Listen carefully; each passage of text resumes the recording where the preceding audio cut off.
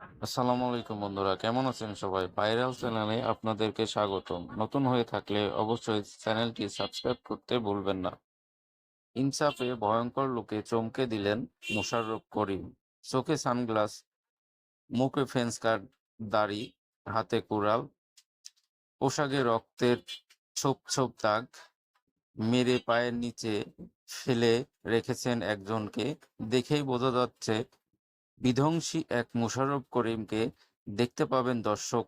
প্রথমবারের মতো একদম ভিন্ন ভয়ঙ্কর এক রূপে ধরা দিলেন জনপ্রিয় এই অভিনেতা। নির্মাতা সঞ্জয় সঞ্জয় পরিচালনায় ইনসাফ সিনেমার দ্বিতীয় পোস্টারে পাওয়া গেল মোশাররফ করিমের রক্তাক্ত অবতার। রোববার ৪ মে সন্ধ্যায় ইনসাফের দ্বিতীয় পোস্টার উন্মোচন করে নির্মাতা বলেন, এই এই ডাক্তার রোগ নয়, পাপ সারায়, রক্তই তার ভাষা, ইনসাফ তার শপথ।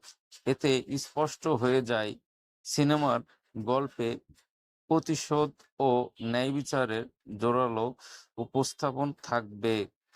এর আগে গত ২৫শে এপ্রিল প্রকাশিত হয় সিনেমাটির প্রথম পোস্টার, যেখানে রক্তাক্ত কুড়াল হাতে ঠোঁটে রহস্যময় হাসি নিয়ে হাজির হয়েছিলেন সিনেমার নায়ক শরীফুল রাজ।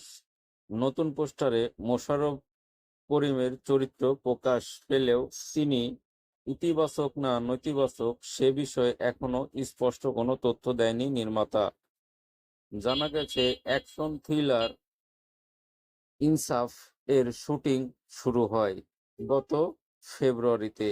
এখন চলছে শেষ মুহূর্তের কাজ। আসন্ন ঈদুল আজহায় মুক্তি পেতে যাচ্ছে সিনেমাটি। সিনেমার নায়িকা হিসেবে থাকছেন ছোট পর্দার পরিচিত মুখ তাসনিয়া ফারিন, যিনি এই সিনেমার মাধ্যমে প্রথমবারের মতো বড় পর্দায় পুরোপুরি কমার্শিয়াল ছবিতে নায়িকা হিসেবে আত্মপ্রকাশ করছেন। সিনেমাটির প্রযোজনায় রয়েছেন তিতাস কথাচিত্র। উল্লেখ্য, এটি সঞ্জয় সমাদ্দারের দ্বিতীয় চলচ্চিত্র হলেও বাংলাদেশের প্রেক্ষাপটে তার প্রথম সিনেমা। এর আগে তিনি ঢালিউডে জিতকে নিয়ে মানুষ শিরোনামের একটি সিনেমা নির্মাণ করেন।